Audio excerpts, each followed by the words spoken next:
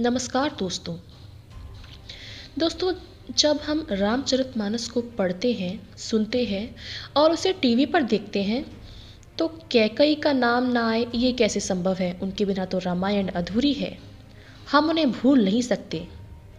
कैकई वो महिला है जिसे हम श्री राम के दुखों और उनके कष्टों का कारण मानते हैं। ना वो 2 वरदान मांगती, ना श्री राम को इतने कष्ट भोगने पड़ते, ना सीता हरण होता।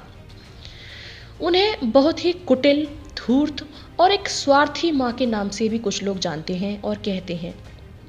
यहाँ तक कि खुद उनके पुत्र भरत ने भी उन्हें कुलघातनी, कलंकिनी कहकर पुकारा और आखिरकार में वो राम के वन जाने पर अपनी माता कैकई को उनको कैकई कहकर पुकारते।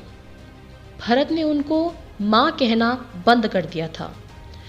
तो क्या इस सब से ये समझा जाए कि कैकई सचमुच एक बहुत बुरी माँ थी? वो माँ जिसको श्री राम प्राणों से भी अधिक प्यारे थे, जिस राम को वो भरत से भी ज़्यादा चाहती थी, जो ये कहती थी कि हे राम तूने मेरी कोख से जन्म क्यों नहीं लिया। वो राम जिसको उन्होंने बचपन में ही धनुर्विद्या सिखा दी थी। यानी कि वो कहते हैं ना कि माँ बालक की पहली गुरु थी, तो ये समझ लीजिए कि वो माँ के साथ साथ श्री राम की पहली गुरु भी थी। तो क्या वो इतनी स्वार्थी थी, इतनी कुटिल वो कैसे हो गई कि अपने कलेजे पर पत्थर रखकर उन्होंने राम को इतनी कम उम्र में वनवास के लिए भेज दिया?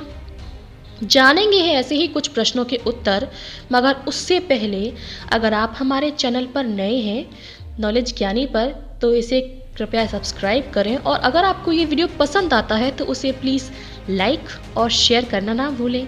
तो चलिए दोस्तों आगे बढ़ते हैं। ये बात उस समय की है जब श्री राम लंका जीतकर वापस अयोध्या आए थे। वो सबसे पहले अपनी माता कैकई के महल में उनसे मिलने पहुँचे। वहाँ उनका बहुत आदर सत्कार हुआ।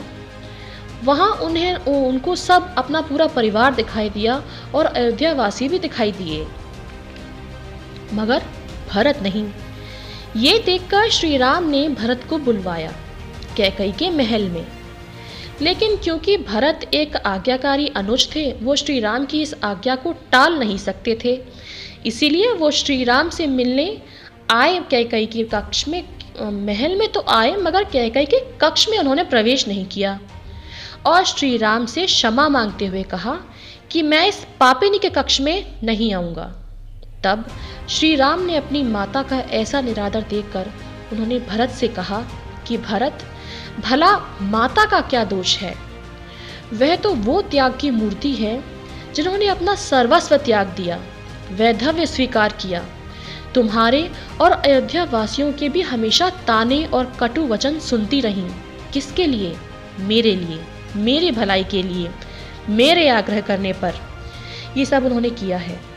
इतने कष्ट सहे हैं, यहाँ तक कि तुम्हारा विद्रोह भी सहन किया, सिर्फ और सिर्फ मेरे लिए।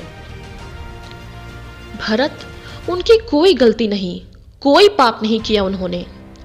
आज मैं जो भी हूँ उनके कठोर निर्णय की वजह से ही हूँ। इसलिए तो आज मुझे सब मर्यादा पुरुषोत्तम कहते हैं।